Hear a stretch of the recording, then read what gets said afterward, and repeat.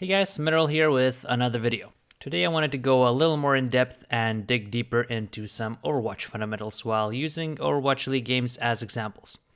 The 3-3 composition has many layers of complexity and a ton of intricacies. Ultimate management and cooldown management, tempo shifting, distance control, and resource allocation are just some of the crucial concepts each Overwatch team should seek to master in this meta. It's difficult to point out a single factor that is more important than anything else, but a team's utilization of Zarya's particle and projected barriers, or as most refer to them as Zarya bubbles, is certainly among them. Especially in fights with fewer ultimates on the board for both teams, such as first fights, Zarya bubble efficiency is one of the most important things you should be paying attention to, especially in Rhine 3-3 mirrors. Understanding how to control distance, space out properly, take corners efficiently, and maintain energy charge are all crucial concepts in order to get value out of Zarya bubbles. The team that is retaking map control often has to deal with corner and energy disadvantage. If the team in control can leverage those advantages correctly and pull ahead in the resource management game, it can not only win fights, but do so efficiently. But what exactly should you be paying attention to? What classifies as a good bubble and what doesn't? Should you bubble first or second?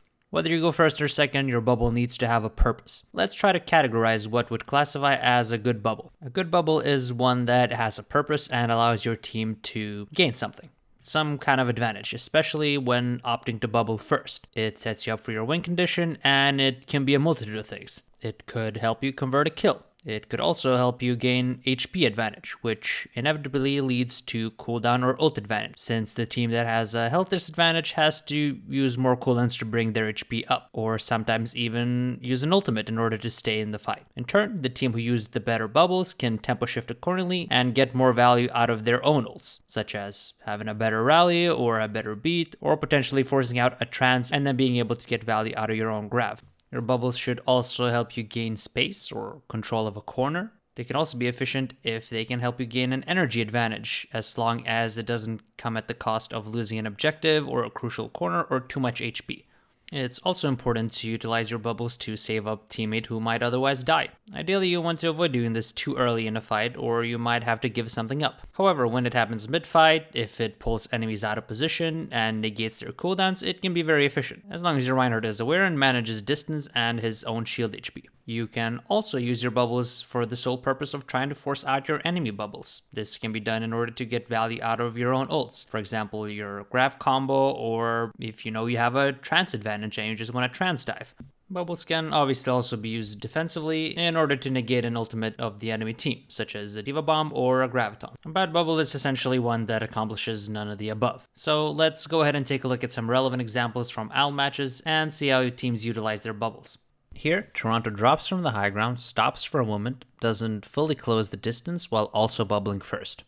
No advantage is gained here. The Defiant are so tentative that they don't even force out Karpe's target bubble, and Yakbung only gets one swing in and 6% ult charge. The Fusion's distance management is good here, and they can easily all in with their own bubbles, gaining a ton of space, converting a kill on Zarya, and forcing out 2 support ults. They were a little greedy with their own support ults, so Sato dies, but their bubble usage and tempo shift was much better. This is another example where Philly manages distance well, baits in its opponent, and tempo shifts by bubbling second.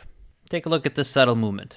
Sato swings, then steps back as London target bubbles. Naturally, the Spitfire attempt to take space with their bubble and step forward, with Gesture looking to swing and Fury trying to pressure from an off angle. But Gesture isn't within swing range, and Philly immediately tempo shifts by bubbling second and pushing, knowing full well that it has more damage mitigation in the ensuing trade. Within seconds, Sato is 50% ahead in ult charge, Fury is chunked and forced out, and Philly gain both an HP advantage and convert a kill. This first fight between the Spitfire and the Fusion is close and very interesting. First, Prophet and Karpe both use self-bubbles for energy before Philly falls back to the corner where it wants to hold and make it stand. Spitfire uses their following 2 bubbles simply for the purpose of charging energy and immediately falls back where Philly can't engage and wait for their cooldowns. Noticing this and not wanting to fall behind by 1 bubble rotation, Karpe pushes up and uses his own self bubble in order to catch up and charge. However, this means that Prophet will have a roughly 2-second window in the next trade where his self bubble will be up and Karpe's won't. This means Prophet has a tiny window during which he can take a risk with his positioning and Karpe cannot. The trade ends up being pretty even. London takes the corner well as a team, and Prophet ends up pushing Sato with his self bubble, while Karpe's initial positioning is naturally more defensive. Both teams play the fight relatively well from a bubbling perspective, but a good boop and a subtle 2-second advantage in self-bubble ends up making the difference in favor of London. Here Hangzhou has map control and energy advantage. On this retake, Color Hex uses self-bubble early in order to catch up a little in energy charge. Boston then proceeds to immediately drop, and knowing that they have both energy advantage and bubble advantage, Hangzhou fully commits to the fight. Godsby, as a result, can be much more aggressive than Color Hex and takes an aggressive off angle. He pressures Fusions and forces him to angle his shield toward him, and then steps in order to help convert the kill on Blase while also tanking any return damage with his self-bubble. As a result, Hangzhou pushes its advantage very well and ends up winning a fight without having to commit any ultimates, which inevitably snowballs the map. Here, Toronto starts this fight one man down, but lands asleep on Sato while taking high ground. In most cases, this sleep should at the very least provide you with a bubble advantage, so long as you burst the enemy Reinhardt together. However, it's very unclear what the Defiant want to do. They don't try to burst Sato as a team. Yakpung simply walks up to him, wakes him up with a swing, and Toronto even bubbles first on top of it. As a result, the Defiant fall behind on HP even before Philly uses their own target bubble, and when they do, Yakpung naturally just melts. Toronto had a good chance to gain a bubble advantage, but they threw it away through indecision, while Philly correctly capitalized on the opening and punished. Once again, we see Toronto's tempo being very slow here, trying to negate the corner advantage. Yakpung drops on his own, slowly walks up, and receives his bubble while still holding his shield up. Because the Defiant don't rush in quickly as a team, Yakpung gets half a swing in before Philly see the opening. The Fusion immediately use their own bubbles in order to take off angles and isolate Yakpung. While both teams start the fight with Rally, Rocky is forced to use Sound Barrier just seconds into the fight in order to keep Yakpung up. His shield has also taken more damage than Sato's due to all the pressure, and Philly easily negates the ensuing shatter. Much better bubbling and target focus leads the Fusion to forcing 3 ultimates, using just one of their own and still winning the fight. One lopsided fight like that in this meta usually loses you the map. So how do you retake a corner disadvantage like this? Well, here Philadelphia does a much better job than Toronto did. The Fusion ensure that they're grouped as a 6-man unit and use their speed boost to rush the corner as a team. Even though they bubble first, the explosion catches London off guard, and they have to bubble gesture just to survive, and not to actually swing back. During this trade, Sato farms 40% on his Earth Shatter, while Gesture just plays to survive. Prophet is also forced to use his Grafton Surge prior to Fury getting his Diva Bomb just to relieve pressure and ensure Gesture doesn't die. Fast forward to the next bubble rotation, and Gesture gets his bubble late, misses Shatter, and then London doesn't fall back. Noticing this and understanding their bubble advantage, Philly immediately goes all in as a 6-man unit once again and clean up the fight. As you can see, a well-coordinated rush can force out a ton of mistakes and negate corner disadvantage, even when bubbling first, as long as you can effectively close the distance. Here, Godsby tries to catch up on energy by using his self-bubble early, and Hangzhou proceeds to take space that Vancouver seemingly surrenders. However, over the following 10 seconds, the Titans have a self-bubble advantage and can afford to be way more aggressive and take more risks.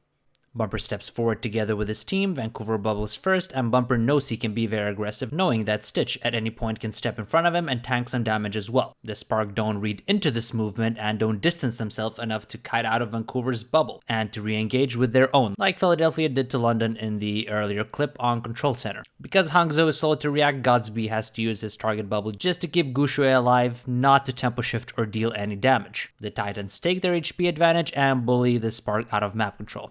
Here is just a quick example of bubbling for energy maintenance. The Spitfire push up into Philly spawn after capping second point. They farm some ultimate charge and self-bubble for energy while kiting. They obviously have to give up a lot of space because they've used a bubble, but the payload is still far away and it's basically space the Fusion would have taken for free anyway. London falls back to the corner it actually wants to hold, all while leveraging its energy advantage into an easy fight by simply pressuring Sato's shield and regaining space. Here Philadelphia has to bubble EQO to save him early in the fight, as Sato is only just returning to the fight. Knowing no target bubble is available, Sato maintains his distance while the rest of his team assists in doing so by booping away Toronto players. On the next bubble rotation, Carpet bubbles Sato in order to force target bubble and immediately grabs while using his self bubble in order to step into the grab and convert a kill with his bubble advantage. Neptune also gets a really nice boop onto Rocky to delay his beat. Philly manages distance well and forces out bubbles before committing their own grab, which gives them a higher success rate and buys enough time to convert a kill and force out the beat. Here Philadelphia clearly knows they have trance advantage and that no other ults are on the board. They bubble with the sole intention of forcing enemy bubbles as fast as possible, knowing full well they can afford to overextend and use their trance as soon as it's needed. Basically, they bubble to set up a play with their ultimate, and they close the fight in the window that they need to close it in. Here is another simple trade by the Titans. They fake a push, just like London did in the Rialto example earlier. They use a bubble rotation to gain an energy advantage, and they immediately cease fire when Dallas tries to do the same. They then utilize this advantage to take the next fight more aggressively and end up converting a kill. Even though Dallas' spacing is pretty good and they trade back some damage, Discord goes on Zachary and the rest of the Titans follow the Discord well and swap targets effortlessly. A little energy edge is all it takes sometimes in these first fight scenarios. In this video, we barely brushed the surface when it comes to an essential part of 3-3. As you can see, teams who are very decisive in their bubble trades, manage distance well, and tempo shift correctly often gain an edge that snowballs into a one fight. As Stage 2 continues and teams get increasingly smarter, it's an intricacy that is worth paying attention to when watching Reinhardt 3-3 Mirrors. As always, if you enjoyed the video, hit that like button, subscribe, and give me a follow on Twitter. I try to respond to all comments, so if you have any questions or suggestions, don't be shy about dropping a comment down below. Thanks for watching, till next time.